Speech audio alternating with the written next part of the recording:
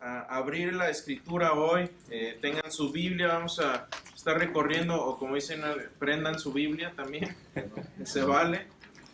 Y estamos viendo esta serie de la obra y destino de los apóstoles, y les estoy dejando un poquito en suspenso, porque no les estoy diciendo qué apóstol va a tocar la siguiente clase. El único que me van a poder adivinar va a ser el último, porque ya no va a quedar otro. Pero estamos viendo, vamos a recorrer todos los apóstoles más dos, que van a ser Santiago, el hermano de Jesús, que también tuvo un rol de liderazgo y se puede considerar dentro de ese grupo. Va a ser un estudio interesante y estoy muy emocionado por ese. Y el otro es obviamente el gran apóstol Pablo. Lo vamos a incluir en ese grupo de 12, aunque él no fue parte de los 12, pero tuvo un rol muy, muy importante. Y esta clase está dedicada a aquellos servidores anónimos que siempre están a lo mejor tras bambalinas, que a lo mejor hay otras personas que tienen el papel de protagonismo, y a mí me toca eso un poco porque ustedes todos los domingos acá me ven, el que sale en el video acá soy yo, pero hay un grupo de gente que hace que esto funcione, que hace que el ministerio que hacemos, que yo pueda estudiar y pueda dedicarme, y se dedican a hacer las cosas de detalle de detrás de la clase que hacen que esto funcione. Y hoy vamos a dedicar esta clase a ellos, viendo un apóstol que fue de esos. Y vamos a dedicarlo hoy a ver la vida, la obra y destino del apóstol Andrés. Dicen, ¿quién fue Andrés? Bueno, vamos a ver un poco de él. Pero fue nada más y nada menos que el hermano de Pedro. Pedro tuvo un hermano como apóstol y fue Andrés. Y poco se habla de él, pero vamos a aprender cosas bien importantes de su vida, aparte de saber qué pasó con él. Fue a evangelizar.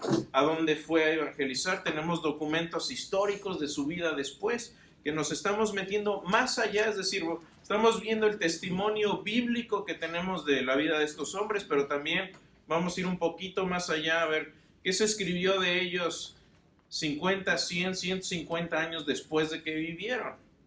Así que, ¿están listos para ver el apóstol Andrés? Amén. ¿Están despiertos? Amén. Buenísimo. Así que veamos la vida del apóstol Andrés. Ustedes saben que en la antigüedad los nombres tenían importancia, y yo no sé si hay algo histórico acerca del nombre de Andrés o no, pero me puse a investigar. Obviamente cuando uno empieza con el nombre de alguien, empieza investigando qué quiere decir su nombre. Y para los que no sabían, ¿hay algún Andrés aquí? Bueno, si no sabían, Andrés en griego quiere decir fuerte y guapo. Si lo resumiéramos en una palabra en griego, querría decir varonil. Así que, chicas, voy a tener que cambiar la imagen a algo más como esto. No sé cómo, no sabemos qué aspecto físico tenía Andrés. Obviamente es un chascarrillo bíblico. Pero vamos a seguir, vamos a ver qué dice la escritura acerca de él, qué dice de su obra, que escribió algo, no lo escribió. Vamos a meternos. Y saben ustedes, quiero darle el crédito a Sean McDowell, porque esto es trabajo de él, de su tesis doctoral, y tiene un libro que escribió, es un libro bastante académico, entonces de ahí estoy tomando, filtrando, complementando, y obviamente la escritura es nuestro timón ahí para irnos moviendo. Así que, ¿quién fue Andrés? Bueno, cuando lo vemos, por ejemplo, en Marcos, que ustedes saben que el consenso general de los estudiosos es que el evangelio de Marcos fue el primer evangelio que se escribió. Y veíamos la vez anterior,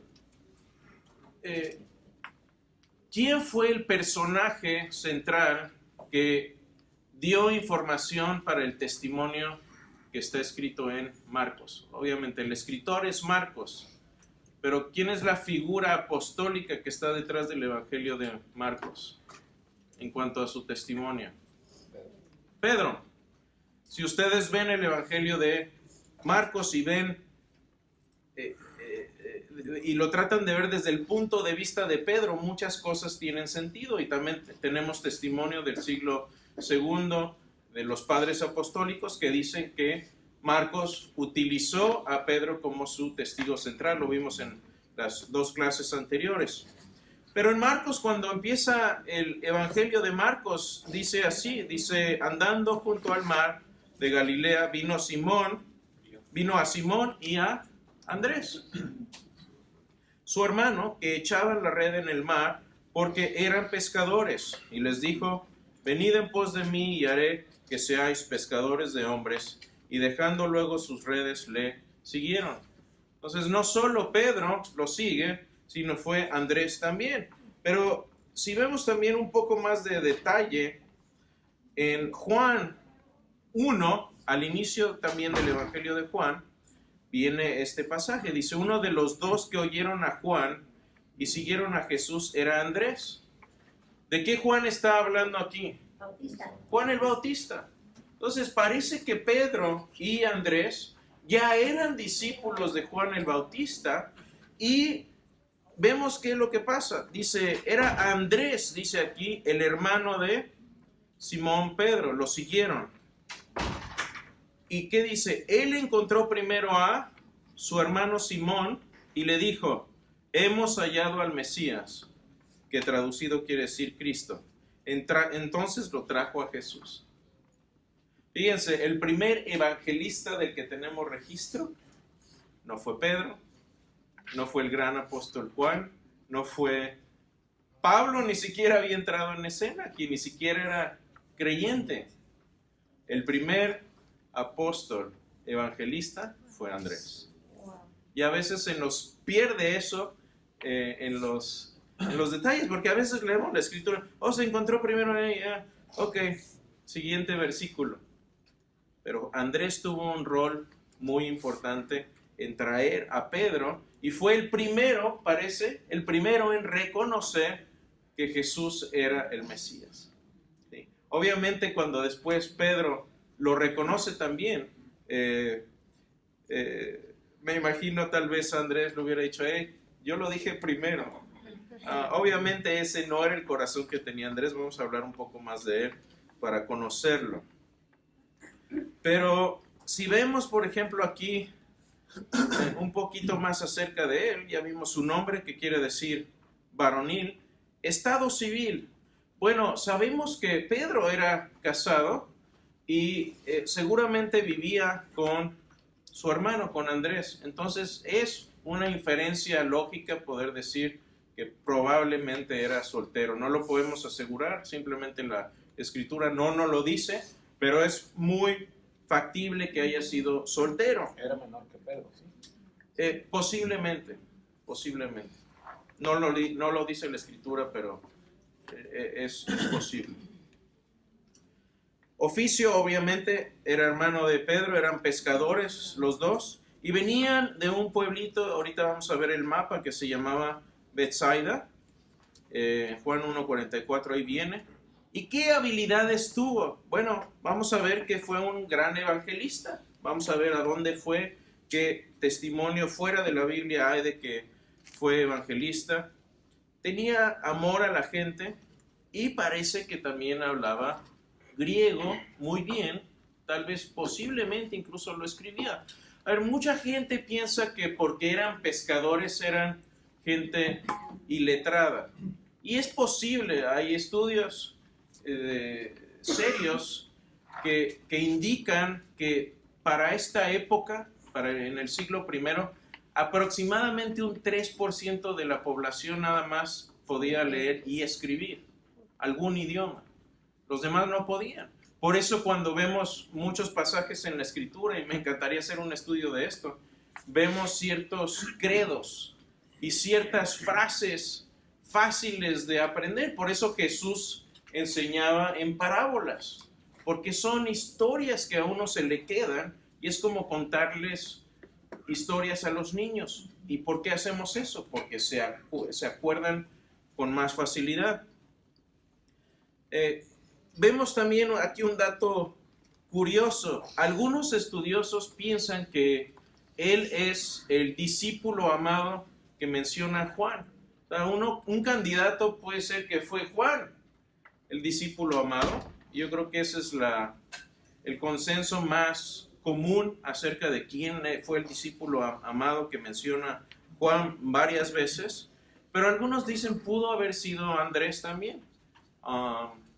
Honestamente, como dicen en mi pueblo, lo más seguro es que quién sabe, pero por eso se los dejo como dato curioso. ¿Y por qué digo aquí de los griegos? Bueno, vamos a verlo ahorita en un pasaje en Juan. Escritos, ¿qué escritos dejó Andrés? Bueno, no dejó ningún escrito. Tenemos escritos de su hermano, de Pedro, primera y segunda de Pedro. Hablamos de ellos la vez pasada. Pero, aunque no tenemos un escrito de Andrés, sí tenemos, algunos estudiosos piensan que mucho del testimonio de Juan viene también influido por información de Andrés. Y entonces Andrés viene muy relacionado y hay más información de Andrés en el Evangelio de Juan que en cualquiera de los otros evangelios, que son sinópticos. Por cierto, ¿por qué les llamamos sinópticos? Son sinónimos.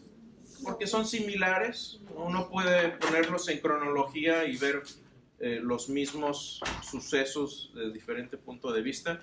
Juan, como decimos, es harina de otro costal. Es un evangelio muy distinto. Vienen 7 milagros y el enfoque es en la última semana de la vida de Jesús. Entonces, los sinópticos yo diría que son un panorama general de la vida de Jesús y Juan es como ponerse la lupa en la última semana. Así que, ¿cuál fue el gran momento de éxito espiritual, si pudiéramos decir, de Andrés? Yo diría que fue llevar a Pedro con Jesús y reconocerlo como Mesías. Imagínense el impacto que tuvo también Pedro en la iglesia primitiva y el primer eslabón aquí fue Andrés. Interesante. ¿Alguna pregunta acá? ¿No? Vamos a seguir. ¿Qué lección de vida podemos aprender de él? Y ahorita vamos a ver. Pero yo diría que confiar en medio de la adversidad fue una de las cosas que yo diría caracterizaron a Andrés. ¿Por qué? Bueno, vamos a ver un poco más de él. La Biblia nos dice, Juan nos dice que vino de un pueblo, se llama Betsaida. Si ustedes ven un mapa del mar de Galilea, que por cierto, no sé por qué le llaman mar, porque no es mar, es un lago enorme, pero le llaman mar de Galilea. Y si uno ve el mapa del mar de Galilea, ahí se ve el pueblito de Betsaida. Acá está Genezaret, Magdala, y ahí pueden ver los demás lugares.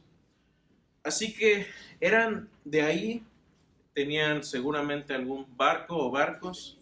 Ya vimos algunos ejemplos de este tipo de barco la vez pasada. Si no estuvieron en la clase pasada, véanla, ahí sacamos algún barco de este tipo. Y este fue el lugar donde Jesús, ustedes saben, ¿cuál fue el centro de operaciones o el centro ministerial de Jesús durante la mayor parte de su vida? Capernaum. ¿Se acuerdan qué había ahí en Capernaum? Había una sinagoga.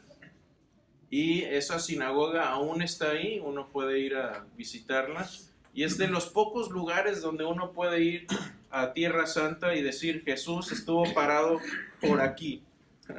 Porque ese lugar todavía existe. No, obviamente las ruinas que hay hoy de esa sinagoga son como del siglo III, pero los cimientos de la original aún están ahí y se pueden visitar. Ahí hemos estado en un lugar fascinante. Marcos 13:3. Vamos a ver qué dicen los sinópticos, qué dice Marcos acerca de él. Dice aquí en Marcos 13, dice así: y se sentó en el monte de los olivos, ¿quién? Jesús, frente al templo, y Pedro, Jacobo, Juan y Andrés le preguntaron aparte: dinos cuándo serán estas cosas y qué señal habrá cuando todas estas cosas hayan de cumplirse. Entonces este es uno de los pasajes donde Jesús habla de la destrucción del templo. ¿Alguno de ustedes sabe dónde está el pasaje paralelo en Marcos? Donde habla de todo lo que va a pasar, la destrucción del templo, no quedará piedra sobre piedra, todo ese pasaje. Mateo 24, ahí está. Ese es el pasaje paralelo de esto. ¿Dónde estaban aquí? Dice, se sentó en el monte de los olivos frente al templo. ¿Dónde era esto? Bueno, si uno ve un mapa moderno de esta zona, van a ver que todo este es el montículo del monte de los olivos. Y si ven del lado derecho, ahí está, estoy poniendo un circulito ahí, ahí está el jardín de Getsemaní. Estaba básicamente ahí pegadito. En el monte está el monte de los olivos, la cima está ahí, y hoy está, por cierto, está cubierta, es un cementerio la mayor parte de uno de los lados, es un cementerio judío, y del otro lado está el templo. Entonces uno puede salir de ahí y salir del templo, y enfrente está el monte de los olivos y Getsemaní está a un lado, es decir, uno y uno. Y ahí es donde se junta él con Jesús y donde les habla estas cuestiones. Por cierto, el jardín de Getsemaní parece que está bien identificado, y aún hoy se pueden encontrar ahí olivos, y algunos de estos olivos parece que son de la misma época de Jesús. No todos, pero aquí hay una foto del huerto de los olivos, y si ustedes ven el tamaño de estos olivos, es difícil fecharlos, porque ustedes saben que los árboles, cuando uno los corta, hace un corte transversal, se pueden ver los anillos, y cada anillo es un año. Bueno, el problema con el olivo es que no es un árbol, es como un matorral, y entonces un arbusto, y no tiene círculos concéntricos.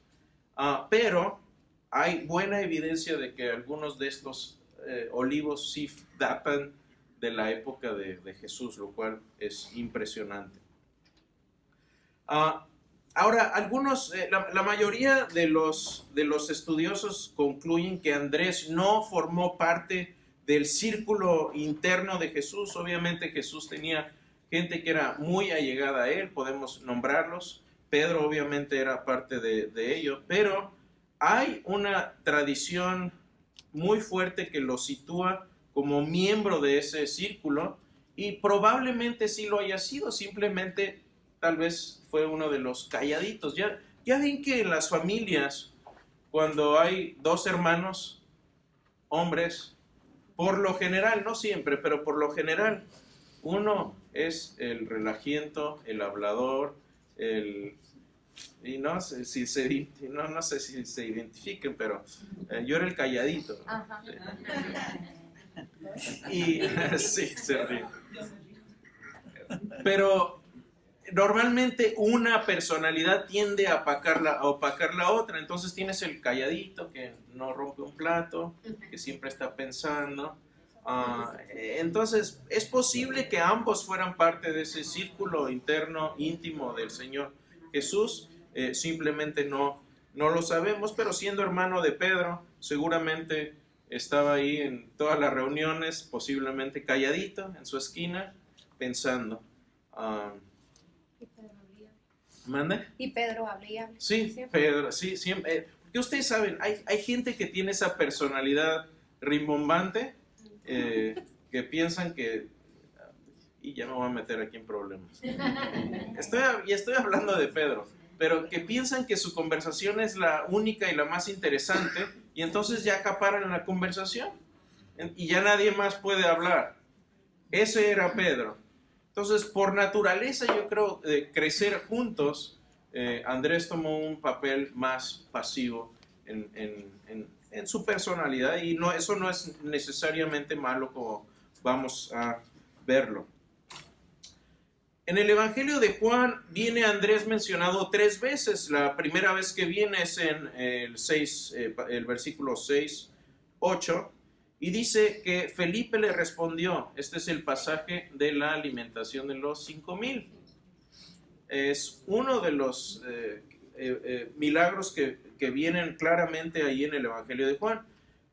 Cuando se encuentran con el problema, es interesante, ¿dónde sucedió la alimentación de los 5,000? En Betsaida, por esos lugares. Entonces, por ahí dice el Señor, Felipe le respondió, 200 denarios de pan no bastarían para que cada uno de ellos tomase un poco. Uno de sus discípulos, ¿quién fue? Andrés, hermano de Simón Pedro, le dijo, aquí está un muchacho que tiene 5 panes de cebada y 2 pececillos. Me encanta la actitud de Andrés, que no tuvo miedo de ofrecer una solución, aunque pareciera ridícula. No tuvo miedo de quedar en ridículo, porque había otros apóstoles ahí, había otras personas. Uno hubiera podido decir, es que, mano, ¿estás tonto o qué? Es que era humilde. ¿No has visto tanta gente aquí? ¿Cómo nos va a ser suficiente esto? Y no tuvo miedo de quedar en ridículo. Algo aquí me gusta porque a la mayoría de nosotros preferimos no hablar a hacer el ridículo. Y cuando se trataba de algo importante, no tuvo miedo de abrir la boca. Veamos más que viene en este pasaje en el 12:22. Dice así, había ciertos griegos entre los que habían subido a adorar en la fiesta. Estos pues se acercaron a Felipe, que era de Betsaida de Galilea.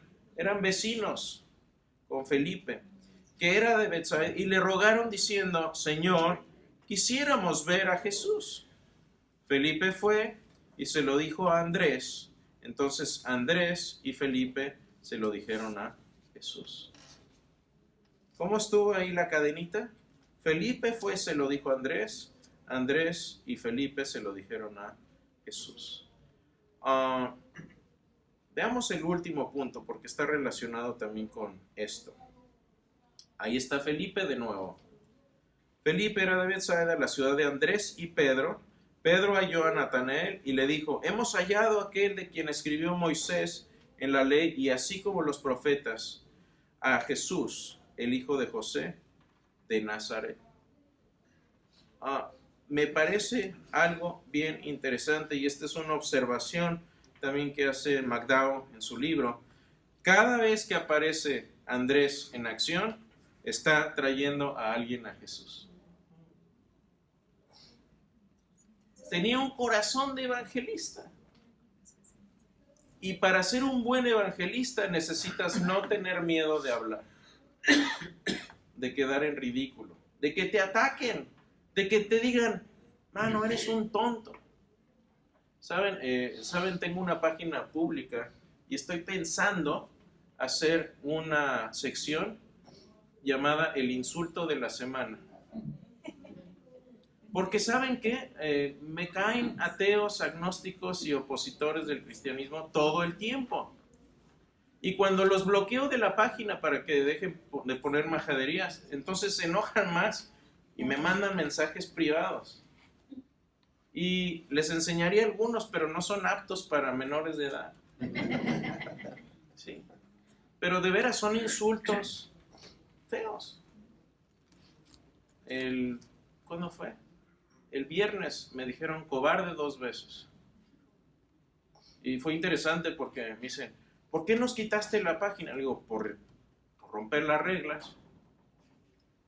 ¿Qué reglas? Ahí están las reglas. Es que eres un cobarde, no quieres debatir. Ah, no. ¿Quieres debatir? Ok, hagamos uno, pero hagámoslo bien. Si quieres, hablamos con mi amigo Santiago y hacemos uno en vivo, en video, con respeto. ¿Te parece? Nada más lo siguen como 150,000 personas. Si quieres, lo hacemos. Y lo que siguió ahí fueron más insultos. Entonces,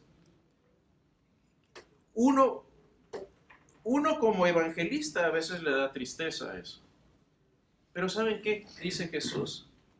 Si están siendo perseguidos, tal vez están haciendo algo bien, porque a mí me persiguieron primero. No tengamos miedo. ¿Va a pasar? Sí.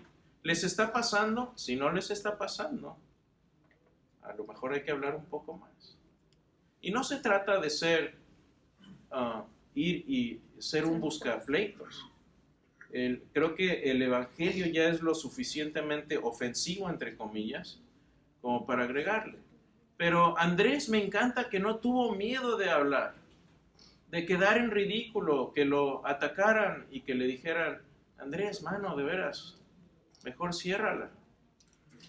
Porque imagínense, si no hubiera dicho lo que dijo, no habría traído a estos griegos, no habría traído a su hermano. Y cada vez, de veras, cada vez que aparece ahí, el apóstol Andrés está llevando a alguien a Jesús. Y eso me encanta, es algo que honestamente yo no había visto de él, pero es lo que está haciendo.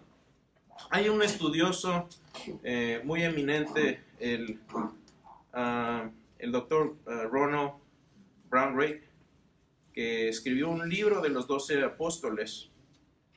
Y este es su resumen del apóstol Andrés, que me parece muy acertado. Dice, en comparación a su bombástico hermano, Andrés surge como un hombre sensible y amigable, siempre dispuesto a escuchar a quienes tenían preguntas, incluso de niños o forasteros, un hombre abnegado y considerado que no resintió el liderazgo de su hermano. Muy importante. Si Pedro, su hermano, fue el capitán del barco, Andrés fue el transbordador. Siempre dispuesto a llevar a la gente a Jesús. Fue un discípulo fiel, amoroso, sin miedo a ser ridiculizado, al punto de atreverse a ofrecer una canasta de picnic para alimentar a 5,000 personas.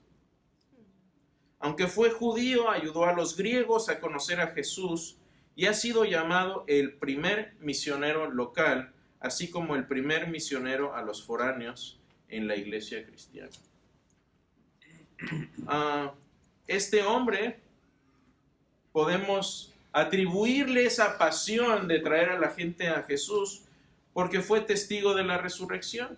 Vienen 3 pasajes donde claramente él es testigo de la resurrección. El más conocido e importante históricamente es 1 Corintios 15:5, donde dice que apareció Jesús a Cefas, a Pedro, y después a los 12, obviamente siendo él parte de ese grupo selecto. Lucas 24 dice que mientras aún hablaban de estas cosas, Jesús se puso en medio de ellos y les dijo, paz a vosotros. Entonces, espantados y atemorizados, pensaban que veían un espíritu. Entonces, una de las veces que se aparece a los discípulos, donde Andrés viene incluido. Y Juan 20 dice, cuando llegó la noche de aquel mismo día, el primero de la semana, estando las puertas cerradas en el lugar de los discípulos estaban reunidos, por medio de los judíos, llegó Jesús y puesto en medio les dijo, paz a vosotros. Me encanta estos pasajes que nos mencionan cómo Andrés fue testigo de la resurrección. Ahora, como testigo de la resurrección y como apóstol, ¿estuvo dispuesto a sufrir por lo que creía o no? Este es un punto importante, porque nos hablaría de su sinceridad, de la sinceridad de su cristianismo. ¿Y qué dice Hechos 5, podemos ver que sí estaban dispuestos a sufrir, incluyendo él. Dice, llamando a los apóstoles después de azotarlos, ¿cuál es el contexto de esto? Que los discípulos empiezan a hablar de su fe, Jesús ya se apareció a ellos ya empezaron a evangelizar todos sus alrededores, y los judíos empiezan a molestar con ellos, los llaman, los apresan, los azotan, ¿sí? Y les intimaron que no hablasen en el nombre de Jesús y los pusieron en libertad. Dice, y ellos salieron de la presencia del concilio, gozosos de haber sido tenidos dignos de padecer afrenta por causa del nombre con mayúscula. Y todos los días en el templo y por las casas no cesaban de enseñar y predicar a Jesucristo.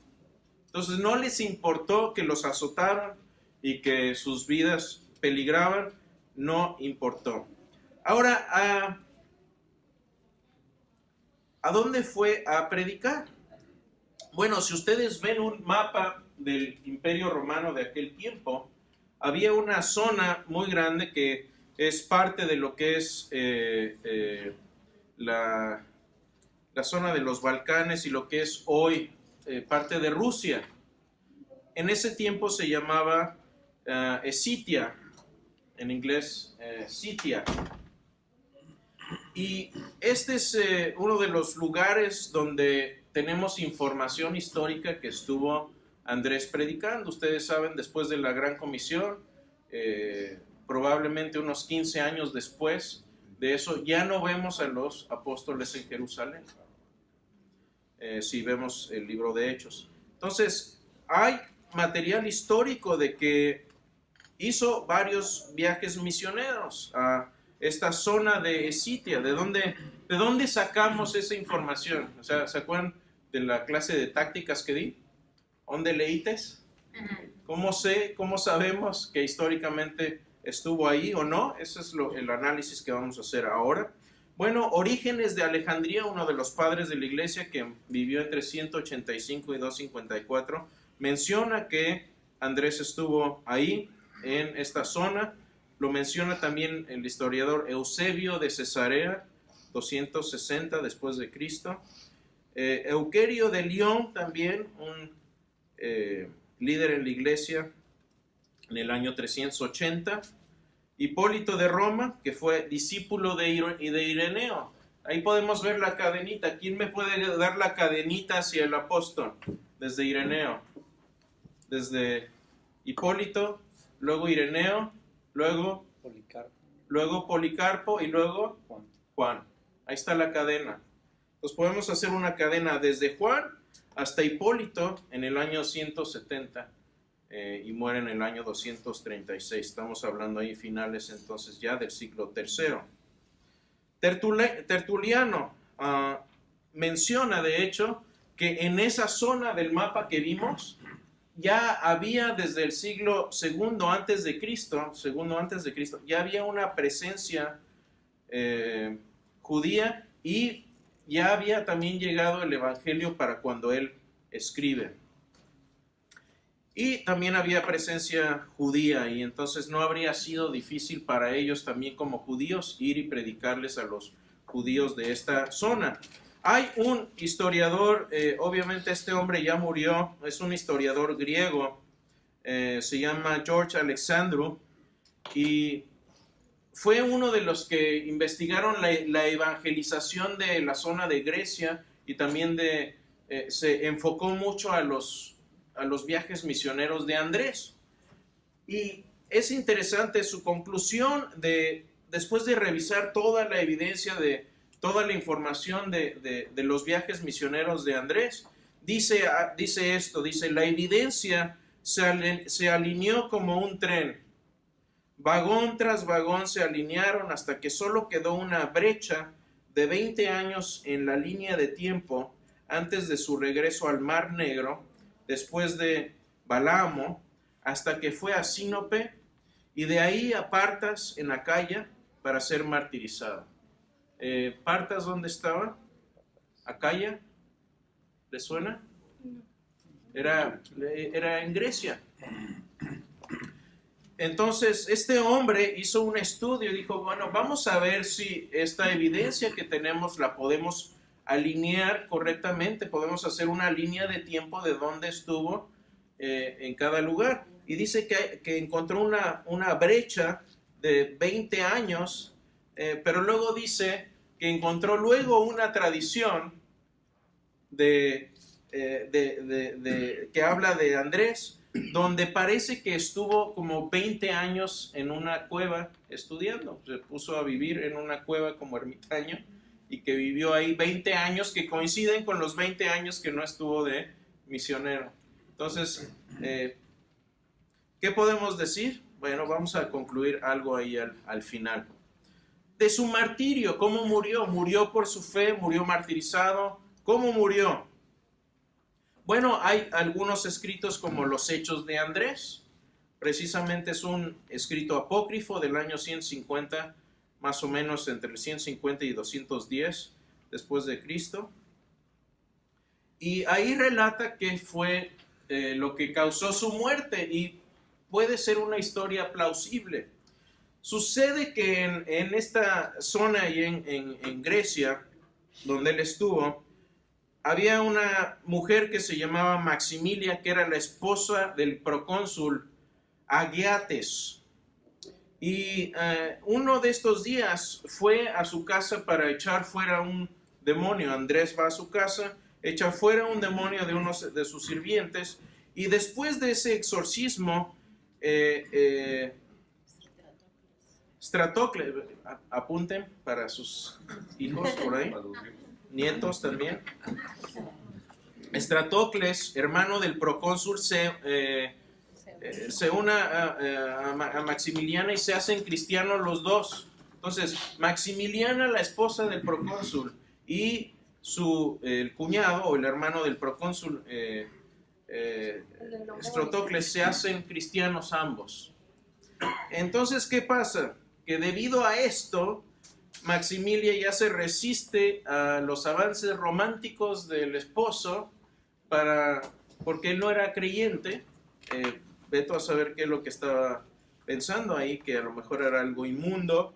Y el esposo obviamente se da cuenta de que esto empieza a suceder porque ella se hace cristiana y le echa la culpa a Andrés de eso y lo manda a crucificar, pero esta tradición dice que lo crucificó sin clavos para que durara más tiempo ahí, porque lo que sucedía es que si quedaban ahí mucho tiempo, después eran devorados por perros y bestias ahí salvajes.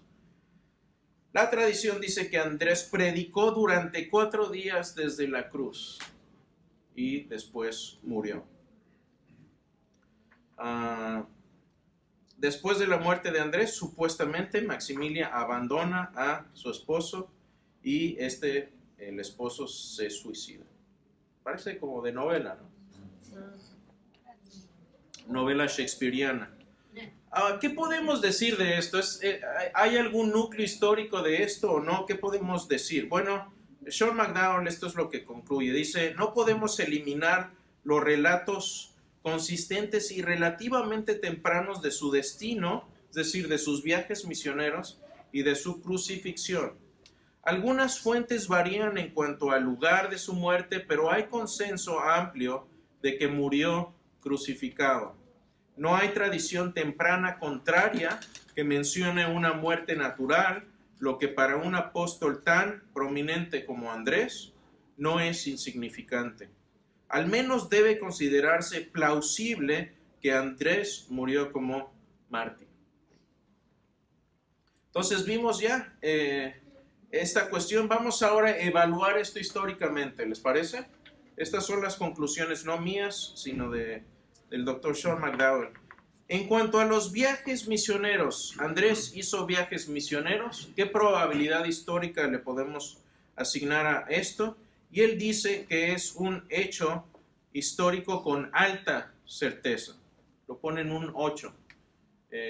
el siguiente es la probabilidad más alta. Entonces hay muy alta probabilidad de que hizo viajes misioneros y esto tiene sentido. Tenía el hombre un corazón misionero. Lo podemos ver reflejado directamente ahí en los evangelios. ¿Estuvo en Grecia predicando o no?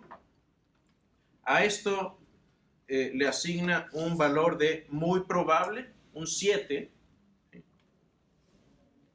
Y en cuanto a si murió como mártir, él le asigna un valor de ligeramente más que plausible, un 6. Entonces, yo pienso que a lo mejor ahí Sean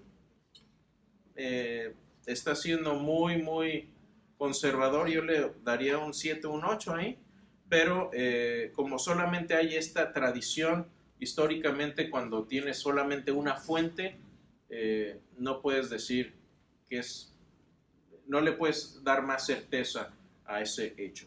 Pero yo creo que sí murió como mártir, y aparte no tenemos testimonios contrarios de eso. Si no hubiera muerto como mártir, seguramente tendríamos más información. Simplemente no lo podemos asegurar. ¿Sí? ¿Alguien levantó la mano por ahí? ¿No? Ok, una pausa aquí, alguna pregunta, comentario.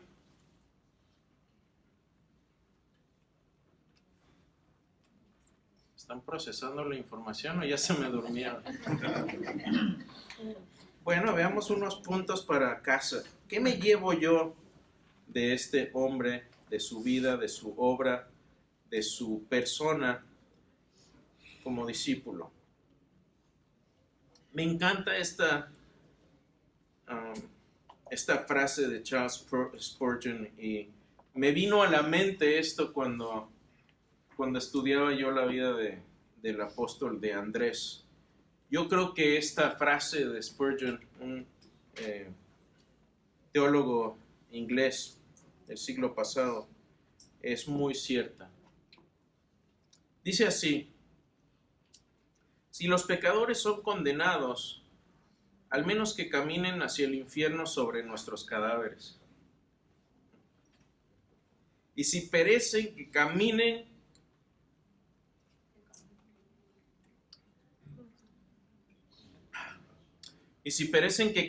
con nuestros brazos enrollados entre sus rodillas, rogándoles que se queden. Si el infierno se va a llenar, que se llene bajo la fatiga de nuestros esfuerzos, y no dejemos que nadie se quede sin ser advertido y sin que hayamos orado por ellos. Yo creo que esto refleja el corazón de Andrés, refleja el corazón misionero que tenía y que todos deberíamos tener también. Que si alguien está perdido, lo veamos con ojos de compasión y seamos como el mendigo que encontró pan y quiere compartir ese pan con otro. Esa es nuestra actitud. No somos cristianos porque somos mejores. Somos cristianos porque estamos igual de perdidos que todos los demás, pero hemos encontrado pan de vida que queremos compartir con los demás. No ganamos nada. Simplemente queremos compartir esas buenas nuevas. Y ahora que estamos viendo esta serie de quién es tu elegido, si él estuviera acá, estoy seguro que ya tendría a alguien, y no 1 o 2 o 3, y estaría orando por ellos. Nosotros estamos orando por 1 o 2 o 3. Ya tenemos en mente. ¿Qué otra cosa aprendo de él? Me encanta este pasaje. Felipe respondió: 200 denarios de pan no bastarían para que cada uno de ellos tomase un poco. Felipe el realista. Yo hubiera sido como Felipe, el ingeniero, el que ve el vaso medio vacío. Matemático. Por eso yo necesito un Andrés a mi lado. Todos necesitamos un Andrés que nos diga: hey, dice Andrés, viene, dice, ¿sabe qué? Aquí está un muchacho y aquí está la canasta de picnic. ¿Qué hacemos? eso es fe, porque él estaba confiando no en la canasta de picnic. Y no le importó lo que ya había dicho Felipe. Lo que le importó es que él sabía en quién había creído. Y finalmente, me gusta este pasaje en Gálatas 6. Dice, si alguien cree ser algo cuando en realidad no es nada, se engaña a sí mismo. Cada cual examine su propia conducta y si tiene algo de qué presumir, que no se compare con nadie. Cada cual cargue su propia responsabilidad. Yo pienso que este pasaje aplica a Andrés. Porque él dijo, mi hermano, el líder, ok, no importa, yo tengo mi papel. A lo mejor no tengo el papel más visible, pero no importa que la gente me vea porque no estoy haciendo las cosas para la gente. Y yo creo que ese era el corazón que tuvo Andrés, de decir, no lo hago para la gente, pero silenciosamente voy a trabajar, voy a hacer mi parte y voy a llevar gente al Señor.